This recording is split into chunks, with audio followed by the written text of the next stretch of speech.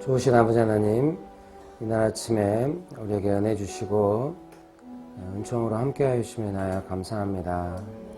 크신 은총으로 저희를 덮어주시고 놀라우신 은혜로 저희를 보호하여 주옵소서. 항상 저희를 보호하여 주시면 나야 감사드립니다. 예수님의 이름으로 기도합니다. 아멘. 시편 78편 70절에서 72절입니다. 같이 한번 읽어보겠습니다. 시작. 또 그의 종 다윗을 택하시되 양의 우리에서 취하시며 전 양을 지키는 중에서 그를 이끌어내사 그의 백성인 야곱 그의 소유인 이스라엘을 기르게 하셨다니 이에 그가 그들을 자기 마음의 완전함으로 기르고 그의 손의 능숙함으로 그들을 지도하였도다. 아멘. 어떤 사람을 훈련시키다 보면요, 크게 훈련은 두 가지 흐름이 있는 것 같아요. 첫 번째 흐름은 그 사람의 내면의 회복과 삶의 회복이 있도록 도와주는 거예요. 훈련이 아니면은 회복이 쉽지 않아요. 좀 지속적인 회복이 쉽지 않아요. 부흥회를 통하여 좋은 말씀을 한번 듣고 또 은혜스러운 예배를 드리면은 은혜를 받긴 받지만은 그 정도 가지고는 왜곡된 삶이나 왜곡된 마음의 내용이 좋아지진 않아요. 은혜가 잠깐 위로가 되기는 하지만은 사람이 완전히 좋아져가지고 지속적으로 좋은 삶을 살려면은 한 번의 예배 또는 좋은 설교 한 번 이걸로는 안 돼요. 반드시 훈련을 해야 돼요. 제가 볼 땐 훈련에 관한 설교가 있는 것 같아요. 어떤 사람을 훈련시키는 마인드의 설교가 있는 것 같아요. 기본적으로 훈련은 약간 논쟁적이죠. 네가 하나님 앞에서 똑바로 살고 있냐 안 살고 있냐 뭐 이런 논쟁적이라서 훈련 설교를 들으면은 사람들이 힘들어하죠 보통. 그런데 저는 훈련 설교를 하면서도 지금까지 살아남은 거죠. 얼마나 놀라운 은혜가 있었는지 알겠죠. 정말 이렇게 안 받아주면 곤란하다. 이게 뭐 다큐로 자꾸 받으면 난 곤란해. 축복합니다. 그 지난번에 설교 올라왔잖아요. 당신의 죄는 하나님을 고통스럽게 합니다. 거기서도 저는 여러분이 인정하든 안 하든 하나님 저를 지도자로 부르셨다고 믿습니다. 그랬더니 사람들이 다 아멘 막 이러는 거예요. 거기서 좀 웃어줘야 예 웃으셔도 저는 지도자예요 이러면서 할 텐데 다 아멘 하니까 아 예 내 입으로 내가 지도자라고 사람들은 아멘 하고 얼마나 분위기 이상해. 축복합니다. 예. 그래서 이제 훈련이 있어요. 그래서 훈련해야, 그러니까, 이렇게, 내면이 훈련되어야 지속적으로 평강을 유지할 수 있어요. 내면이 어려운데, 네가 아무리 어려워도 하나님 너를 사랑하셔. 이런 한마디를 들어도 그때 당시 위로가 되지만 이게 지속되지 못해요.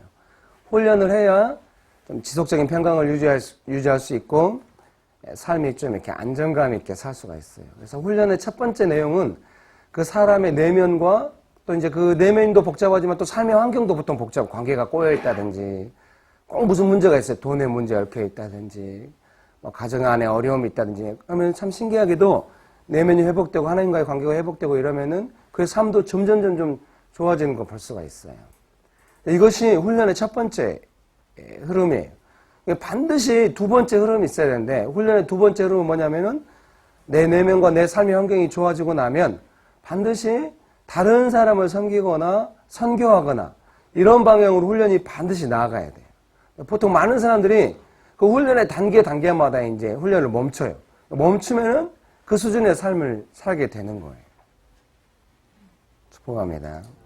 보통 사람들이 제일 많이 좋아하는 거는 내가 지속적으로 회복되고 안정감 있게 사는 수준에서 살고 싶어 해요. 다른 사람 섬기는 데까지는 나가고 싶어 하지 않아요. 그리고 모든 훈련하는 사람도 사실은 그런 사람들이 부러워요. 지금 뭔 말인지 아시죠? 부럽지 않아요, 그런 사람들이? 막 은혜 받고 회복돼가지고 자기 삶도 잘 풀리고 막 부족함이 없이 잘 살고 더군다나 은혜도 있고 다른 사람을 이렇게 섬기기 위해서 수고하지는 않아. 인생이 되게 폼나고 좀 그렇게 잘 풀리는 사람들 보지 않았어요? 부럽죠? 그것들을 죽여버려야 돼. 그것들이 우리의 적입니다. 분위기 안 좋아지네. 좀 저는 제 약점 중에 하나가 제 논리를 강화하기 위해서 약간 강하게 말하는 경향이 있어요. 또 이거를 이렇게 진지하게 받으면 또 어떻게 하겠어요? 축복합니다. 이 기독교 전통 안에는 완전하신 하나님을 높이기 위해서 사람의 그 연약함과 무능함에 대해서 지나치게 강조하는 경향이 있어요. 전통 안에는. 저는 그 전통을 충실히 따르고 있습니다. 여러분 좀 양해를 부탁해요. 요즘 세상이 안 좋아져가지고요. 제가 이렇게 연약해요. 야, 맞아, 네 연약하네. 이렇게 나가거든요. 진짜 그건 너무 비정합니다. 축복합니다, 여러분. 예. 제가 오늘 새벽에 깊이 오랫동안 기도한 내용이 뭐냐? 귀장은 또 다른 나의 가치다. 그래서 뭐 기회가 있으면 대로 열심히 씨를 뿌려야 한다. 처음에는 잘 이해 못했죠. 내가 교회 하기도 바빠 죽겠는데 또 다른 밭에 가서 말씀을 전혀 잘 이해 못했는데요. 처음에 그 대표님이 말했던 것처럼 여기도 도시 사역입니다.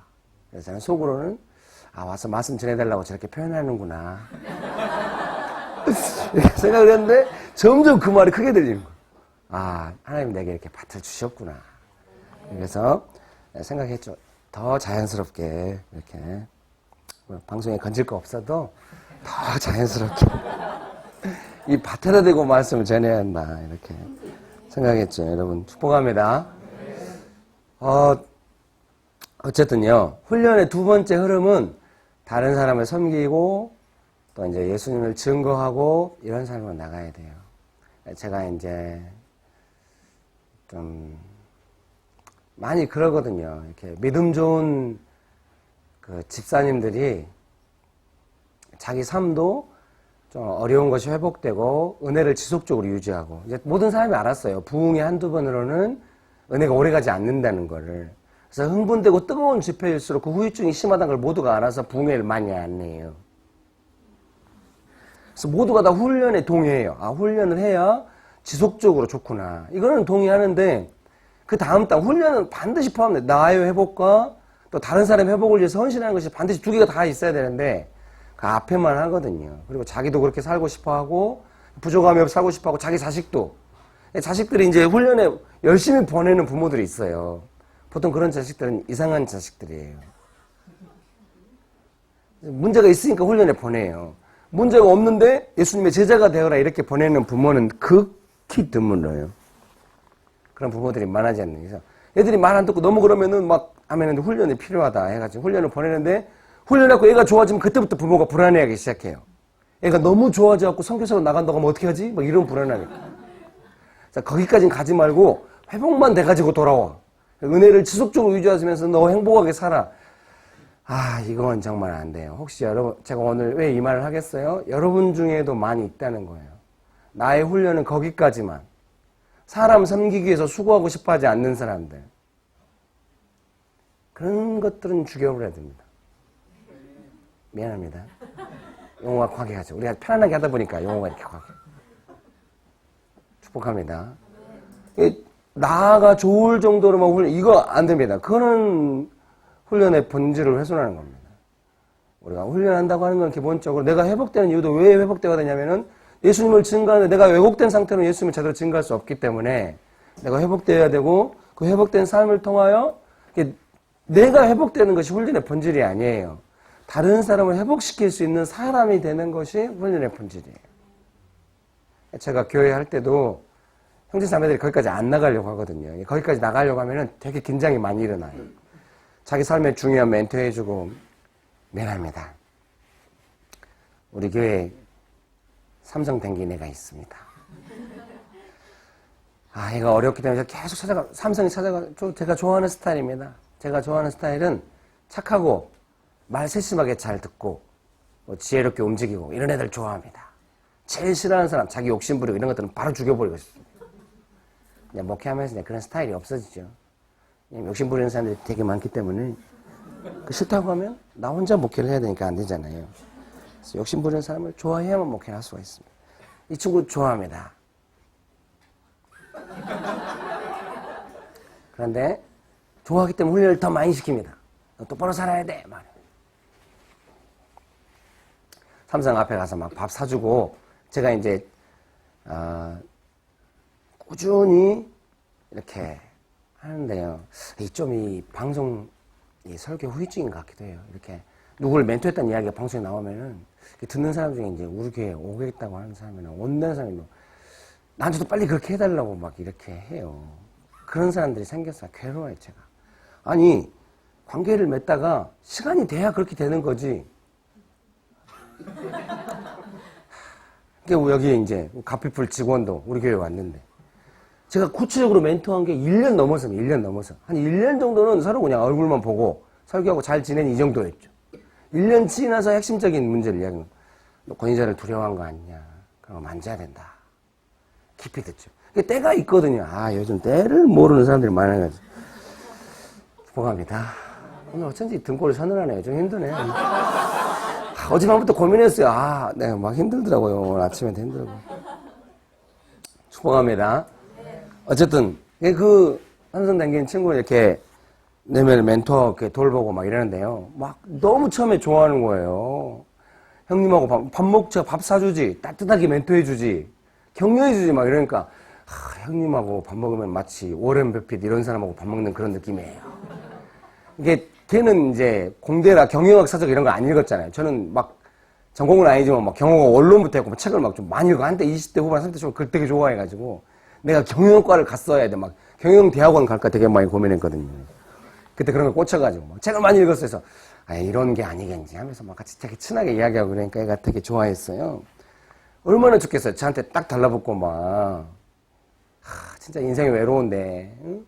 부모님 빚 갚느라고 자기 고생하고 여자친구 그렇게 힘들게 하고 결혼하면 어학연수 보내달라고 하고 그때 마음 둘 데가 없잖아요. 애가 회사에서는 과장한테 힘들고 근데 제가 와가지고 밥 사주지 따뜻하게 말해주지 막 내면 지속적으로 자기가 봐도 자기가 좋아지거든요. 그러니까 애가 완전히 딱 달라붙었는데 어느 순간부터 제가 너 뭐해? 왜 다른 사람 안 생겨? 너 그딴 식으로 할 거야? 막 계속 이렇게 하니까 이제 그다음부터는 전화를 안 하더라고요.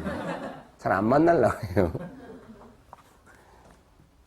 축복합니다. 그런데 이제 자기 아내와 자기 자녀를 섬기면서부터는 다시 그 훈련의 필요성이 얼마나 소중한지 알고 다시 열심히 훈련하고 있어요. 이번에 이제 우리 교회 걔가 이제 대표 리더거든요. 대표 리더를 6개월씩 돌아가면서 해요. 소그룹 리더들이. 이 친구가 하는데 러피스트를 했거든요. 저희 교회에서. 아주 잘했나 봐요. 저는 오전 예배 드리고 오후에 이제 점심 먹고 갔거든요. 러피스트가 뭐냐면 이렇게 맛있는 거 먹고 플로잉이라고 이렇게 선물도 서로 이렇게 써가지고 누구한테 나눠주기도 하고 기도하면서 나와서 연극 같은 것도 하고 그동안 배운 거 축복합니다. 이 친구가 리드하는데 저는 오후에 왜 자리를 뺏겼냐면 이제 집으로 갔는데요. 제가 있으면 혹시 자유롭게 못할까봐 요즘 좀 분위기가 그러거든요. 은혜스럽게 하면 자유롭게 하는데 제가 또 막 가리키면 또 이렇게 서로 눈치 보면서 이렇게 있기 때문에 또 드라마 한 것 보고 무슨 동기로 그 드라마를 했어 이렇게 해. 저는 안 물어봐요. 그런 거는 좀 양들 돌보는데 그게 힘들어요. 예를 들면은 찬양 인도한 나와가지고 한 주 동안 어떻게 산 거야? 그렇게 하면 안 돼. 하나님 앞에 똑바로 살다 와야지. 그때 그 다음부터 찬양 인도를 안 해버려. 그러니까 이제 회개하고 나와서 하라 이 말인데 형님이 또 뭐라고 할지 모르니까 아예 안 써버려요. 제가 나와서 설교 때 말하죠. 아니 아예 안 쓰면 어떻게 하냐. 이렇게 회개하고 잘하라는 뜻이다. 정말 어디다 해야 될지 잘 모르겠어요. 뭐라고 하면은 위축되니까 세상에 둘 중에 하나밖에 없는 거. 무조건 잘해주든가 무조건 혼내든가 둘 중에 해야 돼요. 뭔가 대화가 안 되는 분이고. 그러니까 제 마음 안에는 잘하라는 말이고 대충 하면 안 되고 잘해서 매주 쓰고 그러니까 잘 되기를 바란다 이런 건데 뜻대로 안 돼요. 하나님의 은혜로 어떻게 해오고 있어요, 여러분. 축복합니다. 어쨌든 사랑하는 형제님 자매님 여러분, 이렇게 다른 사람을 섬기는 이런 훈련으로 나아가야 됩니다. 절대 머무르면 안 됩니다. 믿습니까? 믿습니까? 근데 하나님이 제게 주신 마음은 규장 안에서 자기가 훈련하고 하면서 알고 있는 것 많이 있는데 확실합니다. 여러분의 믿음이나 훈련의 정도나 하나님이 여러분과 동행하시는 어떤 그런 것들의 증거는 뭐냐? 내가 이 규장 공동체 안에서 회사 안에서 내가 다른 사람과 어떻게 관계 맺고 그 사람을 어떻게 도와주고 있는가 하는 것을 보면 아는 겁니다. 그것이 증명해 줍니다. 결코 본인이 뭐 믿음이 좋고 뭔가 영적인 말하고 뭐 이런 거 아닙니다. 다른 사람을 섬길 때 그것이 나타나는 겁니다. 잘 할 수 있게 되길 축복합니다. 제가 제일 불같이 막 뭐라고 할 때가 있거든요. 관계 맺는데 훈련됨으로 관계 안 맺는 사람들 완전 제가 어려워라고 그래요. 관계 맺는 방식을 보면 그 사람이 어느 정도 훈련되는지 알 수 있어요. 훈련 전혀 안 되는 사람이 이기적으로 관계를 맺어요. 나한테 좋은 사람은 좋은 사람이고 나한테 나쁜 사람은 무조건 나쁜 사람이라고 해요. 자기중심적 관계를 맺거든요. 조금 훈련 받으면 그게 아니란 걸 알아요. 아, 이렇게 관계 맺으면 안 되겠구나.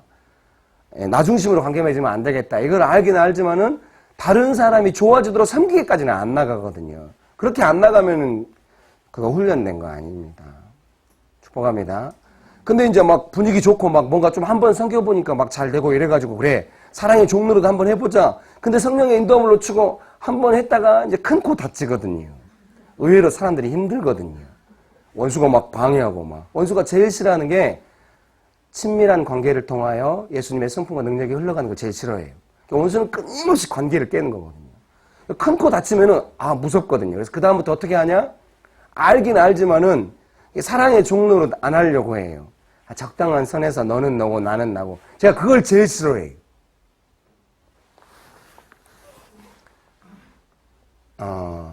내가 이거 해가지고 왜 괜히 욕먹어야 되는가. 그렇게 뒤로 몸살이면 안 돼요. 예수님 때문에 수고하고 종로를 하는 거예요. 그거 안 되면 나중에 행복한 가정이 이루기 힘들어요. 축복합니다. 제가 볼 때요, 많은 사람들이 훈련을 막 시키죠. 청년들 훈련시켰으니까요. 자기 자신이 회복됐어요. 다른 사람을 회복시키는 대로 훈련이 안 나가면은 제일 걸리는 게 언제냐면 이성교제와 결혼했을 때예요. 보통 자매들이 이렇게 생각할 거예요. 이성교제 하면은 괜찮은 형제가 나를 적극적으로 좋아해주면서 섬겨줄까 이런 기대가 있을 거예요. 이제 그런 경우는 나이가 어렸을 때 가능해요. 남자가 적극적으로 자매를 섬겨주고 막 이렇게 막 좋다고 따라다니고 막 열심히 하는 거는 어린 형제들이 그렇게 해요. 나이 먹은 형제들은 에너지가 없어요. 그런 에너지. 그래서 자매들은 나이가 먹어도 그런 거 원하거든. 나이가 50대도 남자가 적극적으로 좋아주면서 따라와 주길 막 섬겨주기를 바래. 속 없는 여자들이죠. 미안합니다. 본래 제가 설교 이렇게 하는데요. 그동안 규장에서는 제가 몸을 사렸던 거예요. 속 없는 여자들이 막 그렇게 해주길 바라는. 나이가 많이 먹으면 어떠냐? 나이 많은 남자들은 그렇게 안 해주니까 나이 어린 남자를 찾죠. 나이 어린 것들은 막 그렇게 하거든요. 나이 어린 남자들이 왜 그렇게 하냐면 지 욕심에 붙잡혀갖고 그래요. 막 그 여자를 잡으려고. 에이, 어떤 어린 남자가 막 예수님의 마음으로 섬기기 위해서 열심히 이런 거 없죠. 그냥 그 여자를 잡고 싶은 욕심에 막 무조건 잘해주고 근데 여자는 또 그것이 좋아. 그러면은 결혼해가지고 아니 남자가 자기 욕심 채우면 그다음부터 잘 안 해주죠. 축복합니다. 그러니까 실망했다고 네가 변했다고 어쨌든 아니 그건 뭐 처음부터 욕심으로 한 거라. 그 욕심에는 다 한계가 욕심 채우지만 안 하고 이러는 거죠. 아니 배고프면 밥 찾지만 밥 먹고 나면 밥 더 이상 안 찾죠. 뭐 어떻게 하겠어. 축복합니다. 똑같은 겁니다. 축복합니다. 그래서 막 자매들은 막 힘들어하고 했는데 아이고 그거 안 돼요. 축복합니다. 그래서 이제 이성교제하고 결혼하고 애 낳고 이러면은 얼마나 이렇게 지속적인 섬김이 진짜 필요한지 알게 돼요. 근데 이것은 훈련 안 되면 안 나오거든요. 반드시 여러분의 삶에 이 훈련의 다음 단계로 넘어가는 은혜가 있기를 축복합니다. 절대로 머무르면 안 됩니다. 다른 사람 섬기기 위해서 수고하고 막 마음 아프고 내가 괜히 욕먹고 이런 거를 무서워하면 안 돼요. 생각해봐요. 여러분도 경험해 봤을걸요. 교회에서 규장 직원이라고 그러면 좀 뭔가 있는 줄 알죠? 계속 이런 식으로 하면 점점 더 설교가 날카로워져요. 빨리 들어봐요. 뭔가 있는 줄 알잖아요. 그래서 뭔가 어려운 사람이 공동체 오면 막 여러분한테 맡기려고 하잖아요. 기분 어때요? 흠칫 놀라죠? 나도 힘들어. 왜 저런 사람을 나한테 맡겨? 막 이러면서 막. 그래서 이제 하도 맡기고 또 그동안 내가 영적인 말빨로 해온 것도 있고, 알기는 알고, 뭐 행동은 안 하지만 알긴 아니까, 막 말로 해놨을 거 아니에요. 그러니까 옆에서 보면, 그럴듯하거든. 그래서 맡겨놨어. 한 번 잘했어. 잘했더니 그 사람의 삶이 얼마나 망가졌는지 여러분 보시면 알잖아요. 알죠? 도와주려고 했더니 망가진 사람이 좋으면, 나의 망가진 사람을 네가 도와주는 거. 이런 사람 없거든요. 뭐 망가진 사람 좋게 하자면 필연적으로 세밀하게 말해야 되고, 그렇게 하면 안 된다는 말도 해야 되고, 이러는데 그걸 좋아하는 사람은 없어요. 망가진 사람이 그런 걸 좋아하겠어요? 망가진 처럼 막 망가진 말들을 던지죠. 그럼 나는 이제 그 말의 딱지가 딱 내 마음에 붙으면 막 괴로워. 어떻게 하기 싫어지고 그 사람 미워지고 형식적으로 관계 맺게 되고. 축복합니다. 지금까지 그렇게 살았을 거예요. 그걸 두려워해가지고는 탈락.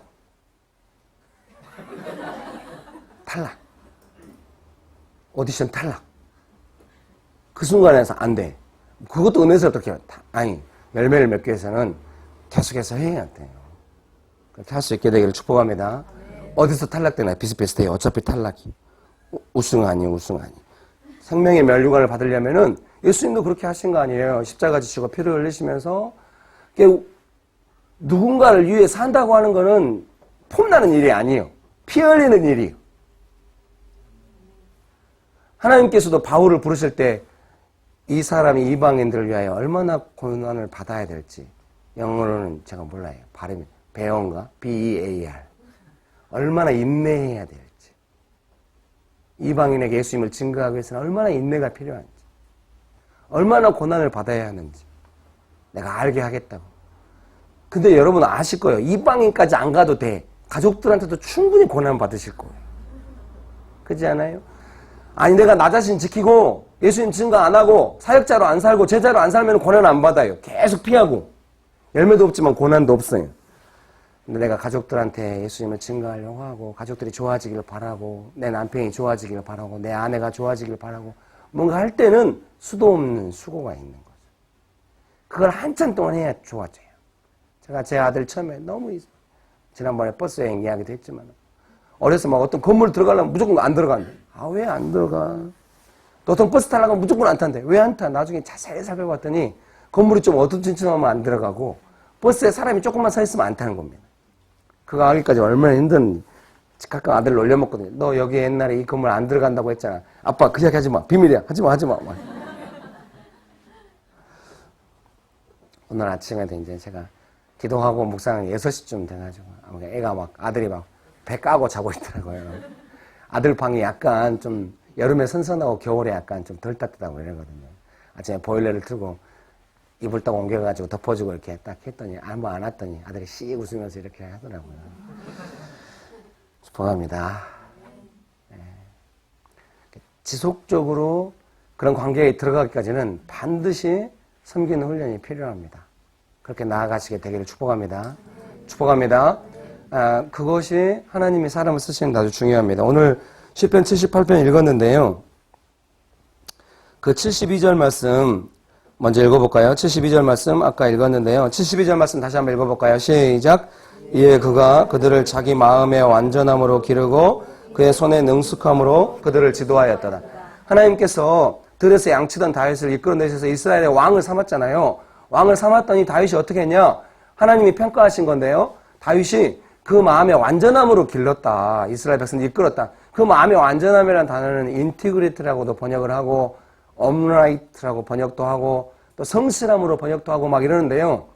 이것은 뭐냐면 일관성 있는 마음으로 사람들을 섬겼다 이런 마음이겠죠. 축복합니다. 사랑하는 형제님 자매님 여러분, 하나님이 어떤 사람을 사용하실 때 그 사람이 하나님이 맡겨주신 사람을 향하여 영혼을 향하여 일관성 있는 마음으로 섬기는가 하는 것이 하나님께 쓰임받는 아주 중요해요. 축복합니다. 그 일관성이라고 하는 거는 가장 중요한 일관성의 내용은 뭐냐면은 나 중심으로 마음으로 하면은 나의 이해관계를 따라서 일관성이 없어질 거 아니에요. 하나님과 그 영혼을 보는 일관성으로 사람을 대하는 거예요. 진지하고 일관성 있게. 축복합니다. 미안합니다. 피터 드러커 경영자의 자질 중에 이 인티그리티가 중요하다. 인티그리티. 제가 옛날에 영영사전으로 미안합니다. 제가 영영사전으로 찾아보는데요.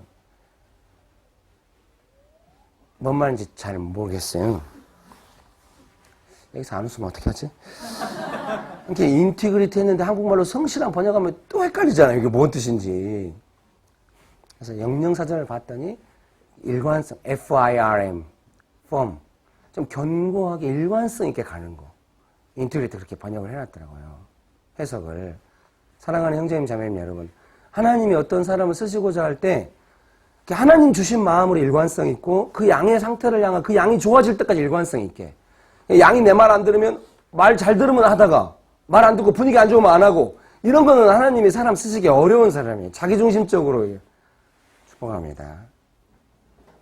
그래서 이게 얼마나 힘들겠어요. 저희 교회 리더 동물병 원장님 계속 그 친구한테 가르친 게 뭐냐면은 누구야 일관성 있게 해야 된다. 내 중심으로 하지 마라. 이것을 계속 내가 너한테 어떻게 했냐. 너도 그렇게 해야 돼. 막 이러면서 같이 오랜 시간 정말 서로 신뢰관계가 없었다면 많이 어려웠을 것 같아요. 그 친구가 진지하게 참 겸손한 친구죠. 이렇게 포장을 해야 됩니다. 제 말을 주의 있게 받아주면서 일관성 있게 지금 되게 일관성 있게 하는 것 같아요. 그렇게 일관성 있게 양을 돌보게 하기까지 제가 그 친구랑 일관성 있게 하면서 좀 힘든 경우가 많이 있긴 있었죠. 제가 뭔가 돌볼 때 그 친구가 막 잘못되면 형타하신 것처럼 하고 이렇게 잘 되면 내가 잘했어. 제가 막 아니 잘못된 내 탓하지 말고 하나님 앞에 가서 물어보고 잘못된 목사도 힘들죠. 잘 되면 하나님께 영광 돌려야 돼. 이러면서 계속 그 영혼을 사랑하면서 일관성 있게 하려고 애를 썼습니다. 사랑하는 형제님 자매님 여러분, 분명히 지금 규장 우리 사랑하는 지체들, 가피풀 사랑하는 지체들의 훈련의 단계가 여기 와 있다고 저는 생각을 해요. 제가 고민했거든요. 어떻게 가야 됩니까 하나님. 계속해서 기도했거든요. 다른 사람을 섬길 때 일관성 있게 하는가 하는 것이 아주 중요해요. 그 일관성은 꾸준히 뭐 간다 그런 개념이라보다는 하나님이 주신 마음에 대해서 일관성 있게 지키고 그 양이 좋아질 때까지 때로는 내가 욕을 먹는다 할지라도 일관성 있게 그 양의 상태가 좋아지도록 일관성 있게 돌보는 제자의 삶을 사는 거. 이걸 말하겠습니다. 하나님이 어떤 사람을 쓰실 때 그 일관성을 상당히 일관성 있는 진지함, 하나님의 뜻을 향한 진지함, 그 양이 회복되는 것에 대한 진지함을 가지고 나의 이해관계를 따르지 않고 그렇게 하는 거. 잘 할 수 있게 되기를 축복합니다. 하나님이 그 사람을 쓰시고자 할 때 주의 있게 보는 장면이고요. 다윗이 대표적으로 인정받은 것이 그 허트, 마음, 일관성 있는 마음, 그 마음을 하나님이 크게 인정하신 것. 축복합니다. 두 번째는 그 선의 능숙함으로 지도했다고 하는 겁니다. 그러니까 양들의 상태에 대해서 이스라엘 백성들에 대해서 섬세하게 이끌고 갈 수 있는 기술이 있었다는 거예요. 영어로는 skillful, of hands. 발음을 정확하게 해드립니다. 능숙함, 손에 기술이 있었다. 근데 분명히 말씀드리는데요. 일관성 있는 마음에서 기술이 나옵니다. 자, 지난번에도 한번 이야기한 것 같은데요. 테크닉을 익혀야 자기 원하는 걸 표현할 수 있다. 히딩크 감독도 그런 말 했죠. 체력이 있어야 기술을 사용할 수 있다. 축복합니다. 아시겠죠? 그래서 그 기술, 사람을 돌보는 기술일 때 일단 호트가 되어야 기술을 사용할 수 있겠죠. 축복합니다. 자, 언젠가 한번 규장이 와서 그런 이야기 한 것 같아요. 여러분, 허트보다도 기술이 더 능숙해서는 안 됩니다. 어차피 직장에서는 기술이 중요하긴 한데 그래도 허트 위에 기술이 있게 되기를. 그 성실한 마음, 일관성 있는 마음, 영혼을 향한 마음이 있어야 기술이 의미가 있습니다. 어떤 사람이 이렇게 말할 수 있어요. 왜 규장과 가피풀에서는 가만히 직원을 안 놔두고 훈련을 시키냐. 어떤 사람은 은혜스럽다 좋기도 하고 어떤 훈련시키냐 이럴 수가 있어요. 군대하고 비슷하죠. 군대 명절에 막 체육대회 열고 막 씨름대회 하고 이러면 다들 말해요. 왜 이걸 하냐. 먹고를 주고 가만 놔둬라. 군대에서 뭘 하고 싶어 하지 않거든요. 축복합니다. 왜 훈련을 시키냐면 제가 이해할 땐 이래요. 여러분들이 하시는 일이 영혼을 만지는 일이에요. 그 영혼을 만지는 일을 하기 때문에 그 영혼을 향한 자기 일관성 있는 마음과 기술이 없이는 안 되는 거죠. 축복합니다. 그것은 일반적으로 자기가 제자로 살아도 그것이 필요하고 자기 가정 안에서도 필요하지만 직장에서도 그것은 필요해요. 우리가 하는 일이 영혼을 만지는 일이기 때문에 그 영혼을 향한 하나님 아버지의 마음을 가지고 일관성 있게 해야 돼요. 그러니까 아셔야 돼요.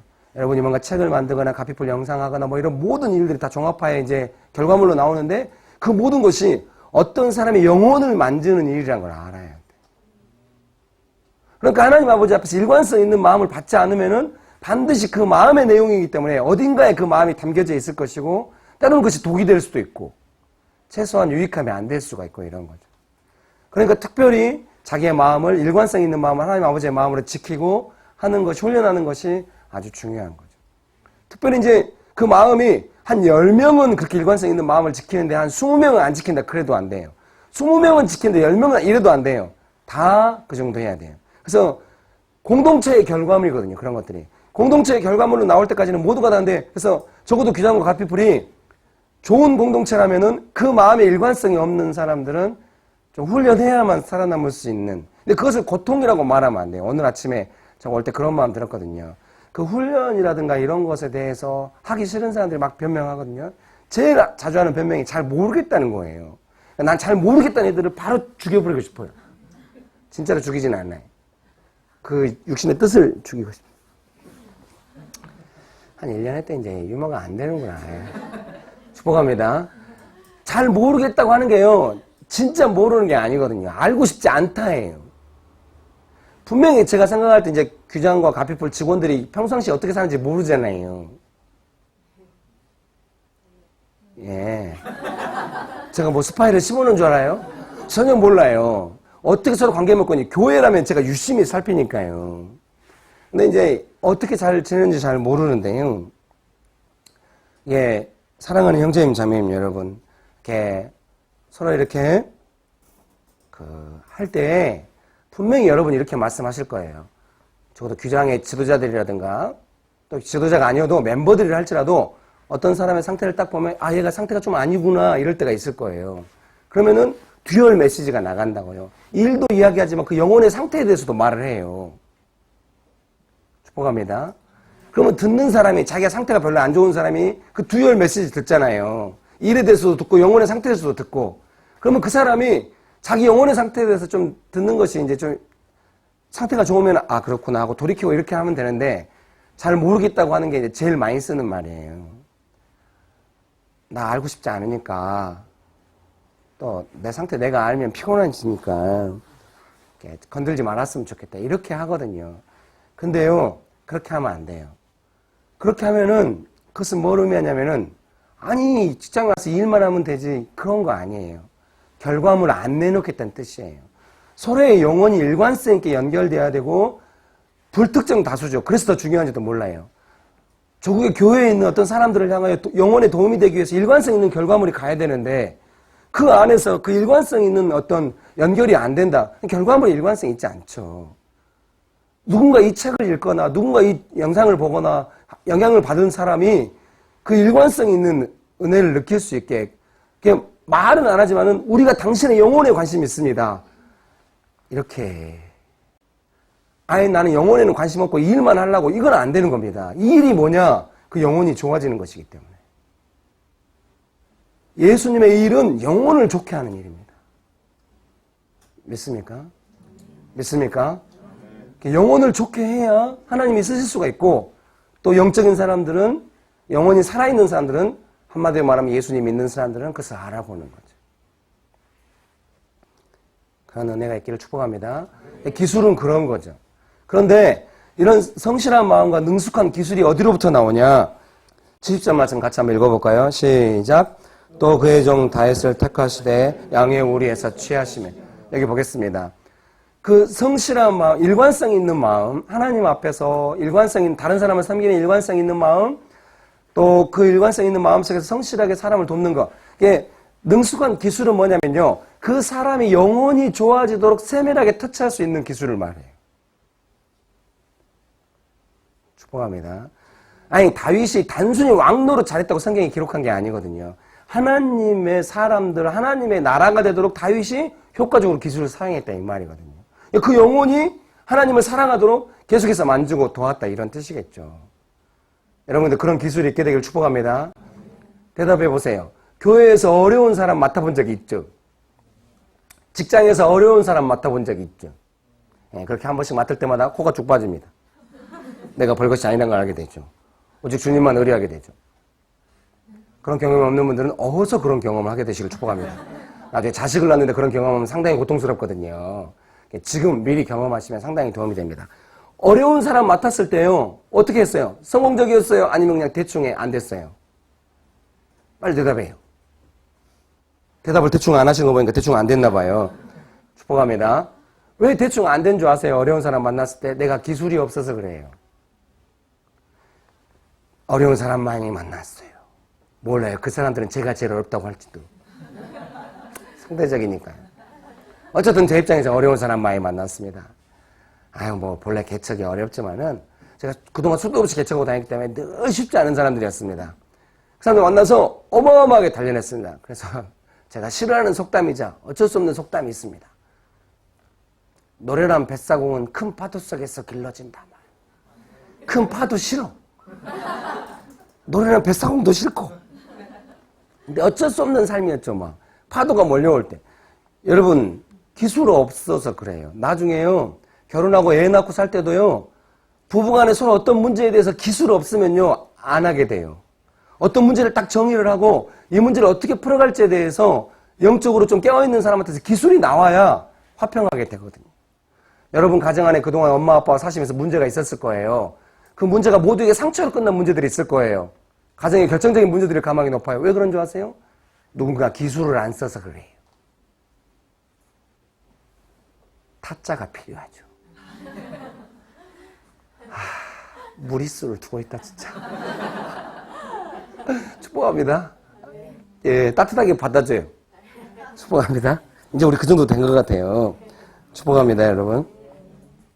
근데 그 기술을 사용하고 이제 마음에서 기술이 나온다고 했죠. 그런 것을 사용해서 하려면은 뭐가 필요하냐?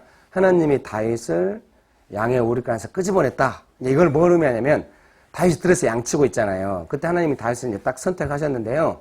들에서 양치고 있는 동안에 하나님과 다윗과의 무슨 일이 있냐면은 누구도 넘볼 수 없는 어마어마한 은혜스러운 관계를 구축한 거죠. 들에서 양칠 때 사자는 곰이 와서 양을 물어가잖아요. 그럼 다윗이 하나님의 도움으로 뺏어오잖아요. 이런 건 어마어마한 관계죠. 예를 들면 다윗이 너무 어리기 때문에 좀 커도 마찬가지지만 사자나 곰을 못 이겨요. 근데 하나님이 도와주셔가지고 사자나 곰을 죽여주고 양을 찾아올 수 있게 해주니까 다윗이 얼마나 어마어마한 하나님을 경험했겠어요. 그렇지 않아요? 어마어마한 하나님을 경험하고 평생 그 경험한 하나님의 은혜에서 다시 떠나지 않는 거죠. 이 관계가 아주 중요해요. 제가 저희 교회에서 이렇게 말한 적이 있는데요. 지난주인가 말했던 거 같네요. 하나님의 은혜를 베푸시기에 좋은 조건에 있었는데 그때 그 은혜를 놓치고 막 이러면 안 돼요. 내 삶에 사자나 곰이 왔을 때 그때가 이제 하나님의 도움을 받아서 하나님하고 관계를 깊이 구축할 때거든요. 지금 어떻게 인생에 사자나 곰이 다 지나가 버렸죠. 양 몇 마리 안 남고 이제. 양 두세 마리와 함께 이리저리 돌아다니고 영원히 사자나 곰은 안 와 이제. 축복합니다. 다윗이 자기 삶에 너무 어려운 일을 겪을 때 하나님께 간절히 매달려가지고 하나님의 도움을 받은 거예요. 축복합니다. 이렇게 말할 수 있겠죠. 하나님이 다윗을 보고 내 마음에 합한 사람이라고 말한 거는 다윗이 어려운 상황에 또 좋은 상황에 모든 상황에 하나님께 그 마음을 딱 붙여가지고 하나님께 붙는 사람이다. 이렇게 말할 수 있겠어요. 사자나 곰이 온다고 다 하나님의 도움을 받는 거 아니거든요. 다윗의 양떼에게만 사자나 곰이 오는 건 아닐 거 아니에요. 다 사자나 곰이 와서 가끔 물어갈 거예요. 다윗만 하나님의 도움을 받아요. 그것이 평생에 아주 중요한 경험이에요. 왜냐하면 그 나중에 양떼를 이제 왕 노릇하거나 이런 모든 거 할 때 그 결정적인 순간에 도와주셨던 하나님과의 관계가 이렇게 흐트러지지 않으면 항상 도움을 받을 수가 있으니까요. 축복합니다. 다윗이 그걸 잊지 않아요. 자기를 도와주셨던 그 하나님의 은혜의 자리를. 그래서 그가 평생에 살면서 그 은혜의 자리로 항상 돌아가서 거기서 힘을 얻어가지고 다시 하는 거예요. 그거 있잖아요. 막 자기 아말렉 족속이 와가지고 자기 가족들을 막 따르는 동료 가족 다 데리고 가버리니까 그 사람들이 다윗을 돌로 치자고 막 하잖아요. 그때 하나님이 다윗이 크게 군구바했다. 크게 당황했다. 크게 어려운 상황이었는데 하나님이 도와주셔가지고 그 상황을 넘어가거든요. 축복합니다. 축복합니다. 분명히 아셔야 돼요. 내 삶에 어렵고 문제가 있는데 왜 하나님이 빨리 안 도와줄까? 그럼 빨리 안 도와주는 게 아니라 빨리 도와주는 만큼 관계 구축이 그동안 잘 안 됐던 거예요. 관계에서 문제 해결이 나오기 때문에. 축복합니다. 다윗이 왕 노릇을 잘한 거, 성실한 마음과 능숙한 기술로 이스라엘 백성을 잘 이끈 것의 근본은 뭐냐? 그가 모든 상황에 도움받을 만한 하나님과의 관계 구축에 돼 있었고 그런 은혜의 자리가 자기 안에 있었던 것에 대해서 여러분 그런 은혜의 자리가 상하지 않고 은혜의 관계가 상하지 않고 점점 더 강력해지시기를 축복합니다. 나중에 막 다윗이 죄 짓잖아요. 죄 지었을 때도 다시 그 은혜의 자리로 돌아가서 나를 용서해 주시도록 자기가 만난 하나님의 은혜를 하면서 그렇게 살았다. 축복합니다. 특별한 일이 없는 한 이제 이런 방향으로 나가려고 해요. 다음 설교를 언제 할지 모르지만 하게 되면은 그동안 기도하고 오세요. 그 은혜의 자리에서 내가 하나님을 어디서 만났나 뭐 이런 거. 다윗이 있지 않은 거예요. 벗기고 올 때 막 다윗이 막 춤추잖아요. 옷 벗겨주고 막 이러니까 일부러 옷을 벗은 건 아닐 거예요. 그럼 하나님 다윗도 뭐라고 했겠죠. 다윗이 하나님하고 옷 벗겨주는 게 좀 남들이 보기엔 창피한 일이었나 봐요. 창피한 줄도 모르고 하나님 앞에서 그렇게 한 거예요. 왜냐하면 자기는 항상 하나님 앞에서 인식이 뭐냐면 나는 들에서 양치던 사람인데 하나님이 선발해줬다는 그 은혜를 잊지 않는 거예요. 그러니까 하나님 앞에서는 왕노릇 안 해. 하나님 앞에서 막 옷 벗겨주도 막 하는 거예요. 은혜의 자리 잊지 않는 사람의 특징. 그런데 미갈이 비웃죠. 왜 그렇게 양아치같이 하냐고. 오늘 좀 무리수를 많이 들은데요. 굳이 이제 사역을 하자면 이제 번역을 사적으로 하자면 이렇게 하지 않을까. 뭐냐고 왕이 세상에 그런 식으로 하냐고. 다윗이 한마디 내가 너한테는 왕이라고. 성경에는 안 써있지만 지문이 있죠. 표정을 바꾸면서. 내가 하나님 앞에서는 양치는 목동이지만 네한테는 왕이야. 어쩐지 멋있지 않아요? 축복합니다. 다윗이 잊지 않는 거예요. 하나님 앞에서는 항전의 양치는 목동. 은혜가 유지되고 있는 거예요. 저도 그래요. 제가 이번 4번째 책 쓰면서 제가 맨 처음에 증언 출간 예배 때 와서 했던 이야기 3가지인데 아마 기억 안 나실지도 몰라요. 항상 제가 이 장면 읽을 때만 느꼈나요? 하나님 다윗은 이스라엘의 양치는 데서 끄집어내시고 저는 어디서 끄집어내셨어요? 내가 너를 목포의 쓰레기통에서 끄집어냈다. 기억이 확 떠올라. 어려서 목포에 쓰레기에서 목포에 그때 교회 다닐 때도 아닌데 동네 형들하고 쓰레기 주워 먹고 있는 그 씁쓸한 맛이 있거든. 여러 번 갔던 것 같아요. 저는 잊어버려서 안 좋은 게 기억이 딱 떠올랐어요. 제가 잊지 않아요. 나는 하나님 앞에서 쓰레기 주워 먹던 사람인데 하나님 나를 불러주셨다. 그러므로 어차피 내 믿을 거고 한때 제 인생의 인생관이 그거였거든요. 믿지야 본전이다. 축복합니다.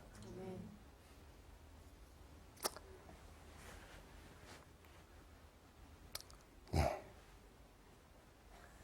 유승범을 좋아하는데 유승범 나온 영화 웬만하면 봤는데 유승범이 어떤 영화의 대사 중에 언제부터 인생이 무서워진 줄 아냐고 두려워진 줄 아냐고 뭔가 잃어버릴 것이 있을 때부터 그런 거예요.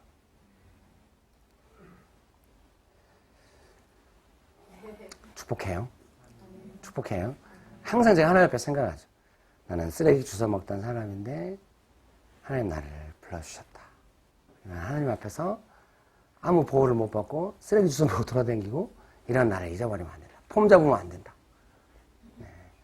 항상 잊지 말아야 해. 하나님 앞에서 나는 그런 사람이고 내가 사람들 앞에서는 목사처럼 행동할 수 있어도 내가 나의 하나님 앞에서는 그런 걸 잊어버리면 안 된다. 이런 마음을 잃어버리지 않는 것이 성실함인 것 같아요. 은혜 관계를 구축하는 것 같아요. 은혜 받은 자리를 잊어버리지 않는 것. 어디서 내가 건진받았는가? 하나님이 어떤 상황에서 내게 은혜 주셨는가? 그것을 잊지 않아야 일관성 있게 하나님의 뜻을 실현할 수 있게 되는 것 같아요. 제가 나를 쓰레기 주워 먹는데 건져주셨으니까 내가 하나님의 뜻을 이루기 위해서는 나 자신을 돌보지 않겠다. 이렇게. 바울도 계속 그런 말이에요. 내가 어떤 사람인 줄 아냐? 나는 예수 믿는 사람을 잡아다가 죽이는 사람이었다. 있잖아. 그런 나를 하나님이 불러줬다. 그러니까 나는 어떤 고통이 있어도 이 일을 반드시 하고야 말 거다. 하나님 베푸신 은혜가 있다. 이렇게. 그 은혜의 자리를 잊지 않는. 축복합니다. 남들이 모르는 그런 자리가 다 있어요. 다윗이 들에서 양칠 때. 사자나 곰한테 쫓겨다닐 때. 죽을 뻔했겠죠. 거기서 건져주신 하나님 만난 자리가 있는 거. 그것을 잊지 않아야 일관성 있게 충성하고 헌신할 수 있어요. 잊지 마세요. 축복합니다. 그거 잊어버리면 안 돼. 잊어버리면 일관성 잃어버려요. 나 중심으로 살게 돼요. 그 은혜를 잊지 않아야 하나님 중심으로 살게 돼요. 이렇게 하셨으니까 나는 하나님이 시킨 대로 해야 한다. 네. 그늘을 잊지 않는 여러분 되시길 축복합니다. 기도하겠습니다. 지난번에 했던 찬양 제가 음정도 잘 안 맞고 마음도 불안한 상태에서 찬양을 했습니다만은 참 사람들은 착합니다. 댓글에 은혜스러웠다고 댓글이 올라오더군요. 감사합니다. 그 찬양 후렴 부분을 다음번에 제가 올 때는 그 찬양을 한번 이렇게 완전히 한번 불러주세요. 네.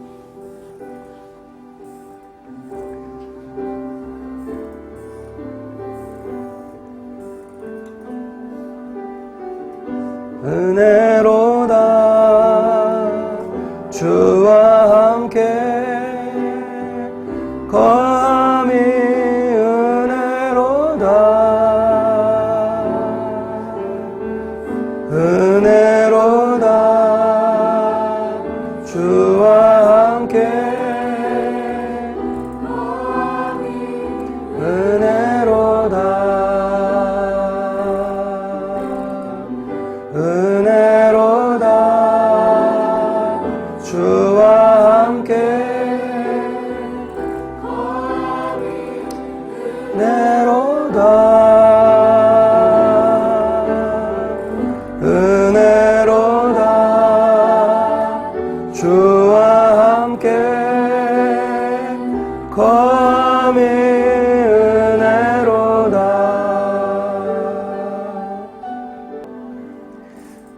자기가 은혜 받은, 저도 그럴 때가 많이 있을 것 같은데요.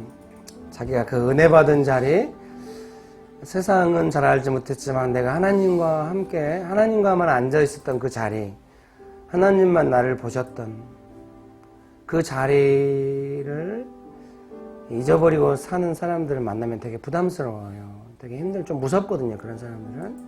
제가 다른 데는 담대한데요. 그 은혜를 잊어버린 사람들 보면 되게 좀 무서워요. 되게 막 손이 떨릴 만큼 무서워요. 그런 사람들 볼 때마다. 그 사람 특별히 잘못한 것도 아닌데 그 마음이 변한 것이 되게 저를 무섭게 하더라고요. 축복합니다. 되게 무서운 사람 돼요. 그 은혜 잊어버린 사람들은. 딱 대하면 되게 무서워요. 그런 사람들. 그 사람이 아무리 부드러워도 되게 무서워요. 은혜를 잃어버린다고 하는 게 그렇게 무서운 일인 것 같아요. 이 시간에 기도하실 때 다시 한번 그 자리로 돌아가서 나를 돌아보시고 긍휼히 여기셨던 그 하나님의 은혜의 자리로 돌아갑시다. 기도하시겠습니다. 은혜로다 주와 함께 거함이 은혜로다 은혜로다 주와 함께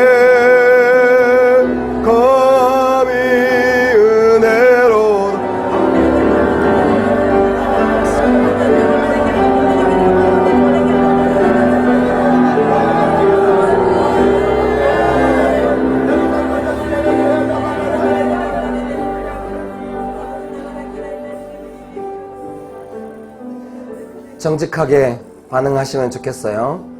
나는 사랑의 종로로 한 데까지는 나가고 싶지 않다. 그런 마음이 가끔 든다. 자리에서 일어나세요. 훈련의 두 번째 이름으로 넘어가고 싶지 않은 마음이 가끔 든다. 자리에서 일어나세요. 다른 사람 섬기다가 욕먹고 싶지 않다. 그러면요, 권능이 안 부어져요. 예수님 증거하라고 권능 주신 거기 때문에 다른 사람 섬길 때 예수님 증거하는 거지 나 회복되는 게 무슨 증거입니까? 그냥 그건 내가 좋은 거지. 다른 사람 섬기면 사랑의 종로는 안 하잖아요. 권능 의미 없어. 반드시 자기 욕심으로 변질시켜. 최고 안 좋은 사람이 그런 사람이에요. 한때 마음 결심하고 다른 사람 섬겨보려고 해서 권능도 나타나서 했는데 그것을 자기를 위해 다시 쓰고 남을 섬기는 걸 어려워하고 이러면 정말 어려워집니다. 그 빛나던 삶이 장미꽃이 밟힐 때 느낌 아시겠죠? 차라리 잡초가 밟히는 건 별로 의미 없는데 장미꽃이 밟힐 때 느낌을 아실 거예요. 그렇게 되면 안 됩니다. 하나님의 나라에서 아름다운 꽃이 되어야 합니다. 항상 향기가 흘러나가는 그런 꽃이 되어야 합니다. 열심히 해야 됩니다. 열매가 있을 겁니다. 가장 먼저 나는 좋은 나무가 되고 내 가족들이 가까운 사람부터 그 열매를 먹기 시작해서 만리 밖에서도 그 열매를 먹는 사람들이 되어야 합니다. 여러분 그동안 많이 그런 사역자들을 보았을 거 아닙니까? 그 사람이 소수의 사람에게 헌신했지만 나중에 하나님 그 사람을 들어 쓰실 때 만리 밖에서도 그 열매를 먹는 거 보고 부러워했었기도 했을 것 같은데요. 여러분 그런 사람 되기 원치 않으세요? 만리 밖에 아니라도 당장 내 가정 안에서라도 나를 통해서 그런 일이 있어야 돼. 뒤로 물러나지 말아요. 뒤로 물러나지 마십시오. 기도하시겠습니다. 예수님의 옷자락을 붙잡고 사정합시다. 주님 나는 훈련하겠습니다. 앞으로 나아가겠습니다. 회개하시면서 은혜를 구합시다. 기도하시겠습니다.